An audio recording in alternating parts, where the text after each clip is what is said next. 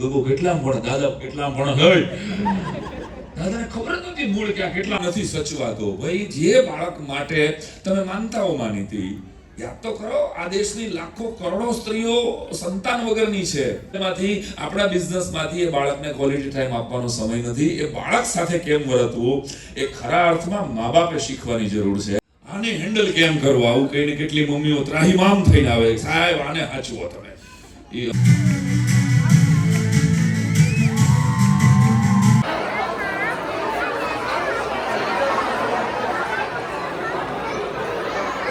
ક્યાંક તમે અત્યારે એ સુનિતા વિલિયમ્સ થઈને કેટલા દિવસનો રેકોર્ડ કરીને આકાશમાં ગઈ છે, તો એ દીકરી કદાચ ગૃહિણી થવાનો તમારો ટાર્ગેટ હતો. એ ટાર્ગેટ તમારી દીકરીનો નહીં હોય. એટલે ટેલેન્ટ તમારું અલગ છે, તમારા બાળકનું અલગ હોઈ શકે છે. માનસિક રીતે તૈયાર રહો. એટલે તમે એવો, હું મારા દીકરા ઉપર જ્યારે એવો ફોર્સ કરું ને કે મારો દીકરો હાસ્ય કલાકાર થવો જોઈએ, અમિતાભ બચ્ચને એ કહ્યું. શું થયું ભઈલા? અભિષેક ઘરમાં હારી ગયો. મુદ્દો સમજો તમે મારો. અભિષેક સારામાં સારો આર્ટિસ્ટ છે, પણ મારા તમારા માટે અમિતાભ બચ્ચન એવડી મોટી ફ્રેમ છે કે આપણે શું કરીએ, અભિષેકને જઈ બસ બચ્ચન જેવું ન થાય. એટલે કોઈ પણ દીકરો જે બાપના પગલે પગલે હાલે છે, તે સચિન તેંડુલકરનો દીકરો સારો ક્રિકેટર છે ને, પણ હાલે છે શું? હાલત શું છે? ક્યાંય જોવો છો તમે આઈપીએલમાં? તો જે દીકરો બાપના પગલે પગલે હાલે છે, ઘણી વખત બહુ ફૂલ વિડીયો છે આ કે સિંગલ સંતાન હશે અને 40 વર્ષ પછી થશે શું કે એને ભાઈ નહીં હોય, બેન નહીં હોય, ભાઈ કે બેનની ફિલિંગ જ નહીં હોય. એટલે એને લો ઓફ શેરિંગની ખબર જ નહીં હોય.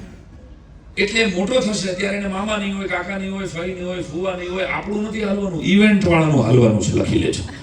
કારણ કે તમારા એકના એક દીકરાના દીકરીના લગ્નમાં ઇવેન્ટ વાળા કહેશે તમારે 5 મામા ભાડે જોઈ છે, અમે 4 ફઈયું ભાડે આપશું તમને. આ થશે.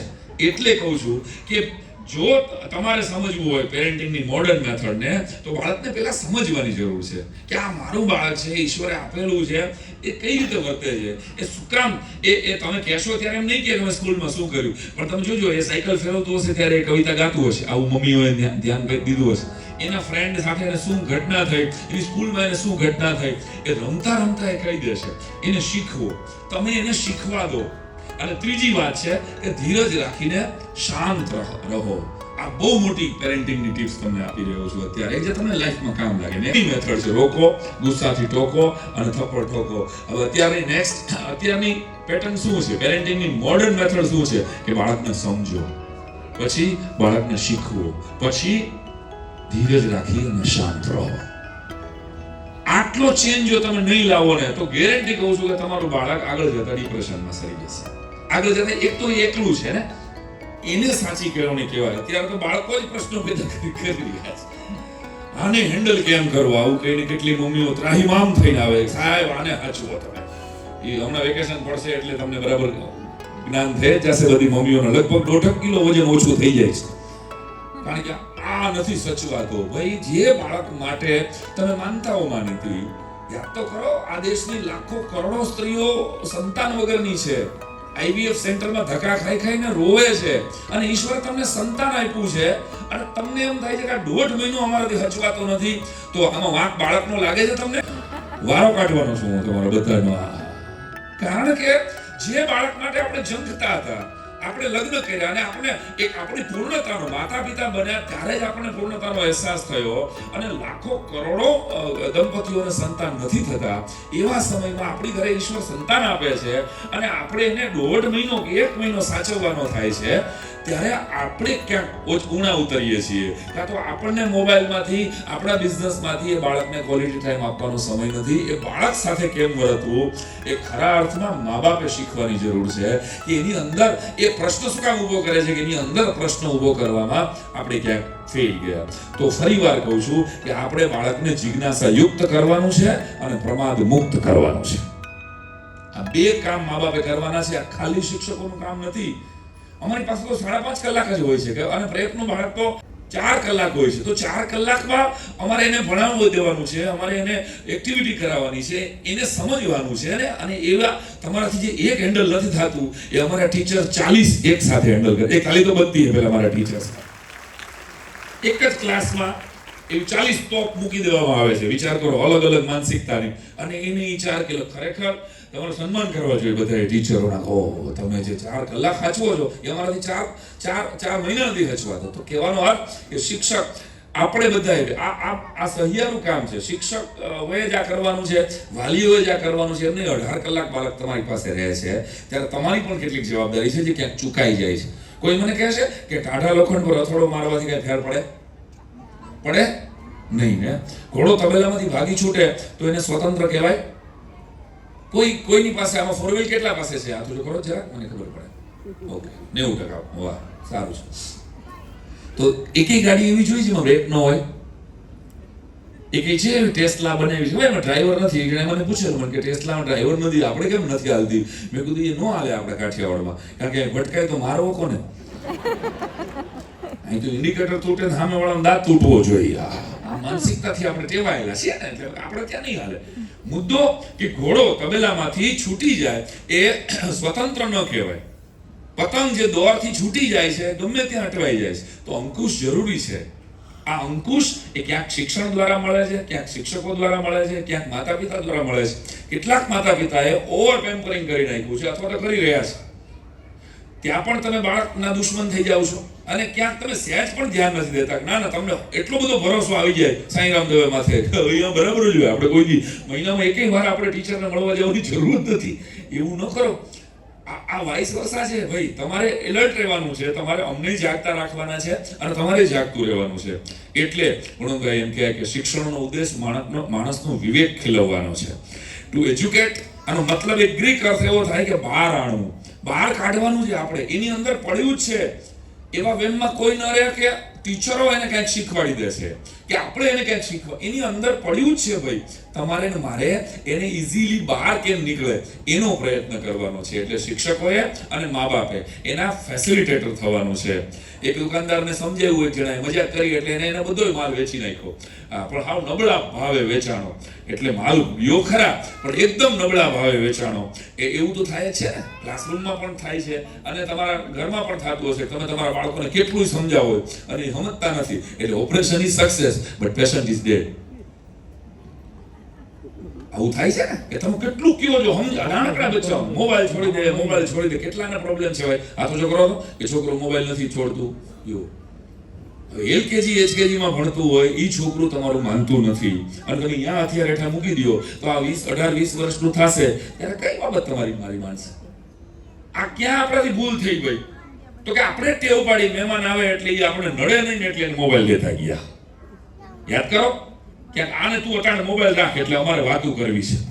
ત્યાં ડખો થયો. તમે જુઓ, આપણે જ ક્યાંક આગળ ટેવ પાડી હશે. અને ફરીવાર એ તમારી મારી સાથે જોડાયેલું છે. આપણે જ એને ઇમોશનલી બ્લેકમેલ કરીને પણ એને મોબાઈલ છોડાવી શકશું. વેકેશનમાં ફરીવાર લગભગ 98%-90% બાળકોને હું જોઈ રહ્યો છું કે ચશ્મા આવી ગયા. એક સમયે હું તમે ભણતા હતા ત્યારે ચશ્મા હતા જ નહીં સાહેબ. આપણે અત્યારે બેતાલા આવ્યા એ બધા પહેરવા પડે છે. બાકી અત્યારે LKG HKG ના બાળકો ચશ્માવાળા છે, એના કોન્ફિડન્સ ઉપર જબરજસ્ત ઘા થઈ રહ્યો છે એમાં. ત્યારે આપણે શા માટે એવો પ્રયત્ન ન કરીએ કે આપણા બાળકને આપણે ચશ્માથી મુક્ત કેમ ધીમે ધીમે કરવું? તો કે એને મોબાઈલ છોડાવીએ, એને થોડુંક ટીવી છોડાવીએ, એવી બીજી ગેમ્સ એની સાથે રમીએ. તો ફરીવાર કહું છું કે વર્ગમાં લર્નિંગ પ્રોસેસ મરી ન જાય ને એના માટે નચિકેતાની અંદર મેં, કિશન સરે, રૂપા મેડમે, અમિત સરે અને મારા બીજા કેટલા એક્સપર્ટ્સ મિત્રોએ કલાકો ગાળી છે. જેટલી રાતો મેં ડાયરામાં લોકોને એન્ટરટેન માટે કરી હશે ને એટલી કલાકો મેં મારા શિક્ષકોને ટ્રેન કરવા માટે વિતાવી છે. એટલે તમે ભરોસો રાખજો કે તમારી પાસે જે ટીચર્સ છે એ હૃદયથી ભરેલા અને ટ્રેન ટીચરો નચિકેતાની અંદર છે. એટલે 2 રૂમ રસોડામાં લગભગ 200-250 જેટલી પ્રેપ સ્કૂલો શરૂ થઈ ગઈ છે, જ્યાં 5,000 રૂપિયા ઓછા ફીએ તમે તમારા ડાયમંડને મૂકી દો છો. તમારી પાસે ડાયમંડ છે, પણ એને કોને તરાશવા આપવો એ તો હવે તમારી ઉપર છે ને ભાઈ. આ 5,000ની ફી ઓછી છે આની અંદર, એટલે તમે એ ડાયમંડ તમે અહીંયા આપી દો છો, પછી એના પરિણામો માટે 3જા ધોરણે આપી. ન્યૂટન માથે સર્વજન પડ્યું હશે એ પહેલા આપણા બાપ દાદા માથે નહીં પડ્યું હોય? સે યસ ઓર નો? પડ્યું જ હોય, પણ બી હોતું ખાઈ ગયા છે ને આપણે. ન્યૂટનને પ્રશ્ન થયો કે આ સફરજન હેઠું શું કામ આવ્યું, અને ગુરુત્વાકર્ષણની શોધ થઈ. મારો કહેવાનો મુદ્દો એ છે કે આ જેટલી પણ વસ્તુ તમે જોઈ રહ્યા છો એ કોકને થયેલા પ્રશ્નનો જવાબ છે. આ પોડિયમ હોય, આ માઇક હોય, આ લાઇટ હોય, આ એલઈડી હોય, આ ચેર હોય, આ ઓડિટોરિયમ હોય, આ જે કઈ વસ્તુ તમે જોઈ કે મોબાઈલ હોય, જે કઈ તમે જોઈ રહ્યા છો એ કોઈને થયેલા પ્રશ્નનો ઉત્તર છે. પુત્રમ મિત્ર વદાચરે લાલયત પંચવર્ષાની 5 વર્ષનું બાળક કેટલાને છે આમાં? બસ તમારે માત્ર તમારા બાળકને પ્રેમ કરવાનો છે. એને તમારા હુંફાળા સ્પર્શની જરૂર છે. બીજી કોઈ ફિલોસોફી એને નહીં આપો. છેવટે તમને એમ લાગે ને કે આ નથી માનતું તો એને ભેટી પડો. ખાલી દિવસમાં મિનિમમ 3 હગ, એને વોર્મ હગ મમ્મી કે પપ્પાની એને મળવી જોઈએ. એને ઉઠાડતી વખતે એની માથે હાથ મૂકીને એને વાલ કરીને જગાડો તમે. લાલીએ 5 વર્ષની, હું નથી બોલતો આ ચાણક્યનું 2300 વર્ષ પહેલાનું સૂત્ર છે, અને આજની તારીખે એટલું જ હોશિયાર અને સત્ય છે.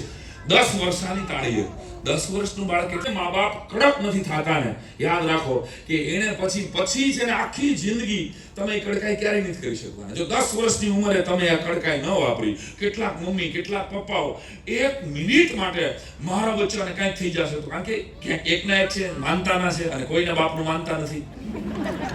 પાડો હા. તો એટલા બધા પેમ્પર કરી નાખ્યા તમે, એટલા બધા બીક લગાડી દીધી તમે. તો મારી દીકરીને કંઈક થઈ જશે તો મારા દીકરા, અરે ભાઈ એને હોશિયાર કરો. એકાદ કોરોના જેવી લહેર આવી ગઈ અને કાલ સવારે આપણે નહીં હોય ત્યારે આ દુનિયામાં આપણું છોકરું દુનિયા વિંધી હકવું જોઈએ એવું તો તૈયાર બનાવો. આપણે એને વેવલા ને નમાલા ને માયકામલા બનાવવા છે. આ ચોઇસીસ યોર્સ, તમારે એને કેવા બનાવવા છે? એ લડી જ ન શકે, એ માણસને ઓળખી જ ન શકે. તમે કડક થયા હશો ને તો એને ખબર પડશે કે ઓકે મને કોઈ ખીજાઈ પણ શકે, ઓકે આ હક છે, મારા પપ્પા મને ખીજાઈ શકે, મારા કોઈ એકાદ ભાઈબંધ એને ખીજાઈ શકે. તકલીફ શું થાય છે કે એને ક્યાંય ઇગ્નોરન્સ જ મળતું નથી ને. અત્યારના છોકરાઓ તમે જુઓ છો, નાનું એવું બ્રેકઅપ થાય છે અને સુસાઇડ કરી લે. પપ્પા એને આઈફોનની ના પાડે છે અને છોકરા સુસાઇડ કરી દે. શું કામ? કારણ કે એને કોઈ ના જ નથી પાડી. ભાઈ આટલા વર્ષમાં એને કોઈ ના જ નથી પાડી, એટલે 20 વર્ષે એને કોઈ ના પાડે છે એ એની સહન જ નથી થતું. તો તમારા બાળકને ગાંધીજી એમ કહેતા કે જે માગે એ ન આપો, એને જે ઘટતું હોય ને એ આપો. આ વાક્ય લાઈફ ટાઈમ યાદ રાખજો. એને ઘટે છે શું ભાઈ? તારાની જરૂર છે તો મારે તને આપવાનું હોય, બાકી આ તારી ઉંમર નથી. તું માગ એટલે દઈ ન દેવાય. તારી બર્થડે પાર્ટીમાં બાજુવાળાએ એના દીકરાને સાયકલ તો 15,000 ની લઈ લીધી. ભાઈ મારી તે વડે નથી 15,000 ના સાયકલ ની. બેટા તારી પાસે જૂની સાયકલ છે, ચલા આપણે સરસ મજાનું આ 500 રૂપિયાની ગિફ્ટ તને આપી શકું છું. એને તમારી સાચી ઓકાતની ખબર રાખો.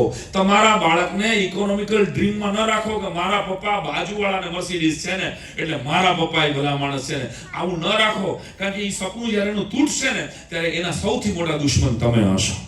જો તમારે એના સૌથી સારા બેસ્ટ ફ્રેન્ડ બનવું હોય તો 10 વર્ષે તાળીએ 10 વર્ષે થોડું ખીજાતા થાવ અને પ્રાપ્તે તું 16 વર્ષે 16 વર્ષનો બાળક તમારું થઈ જાય પછી એ તમારો મિત્ર છે.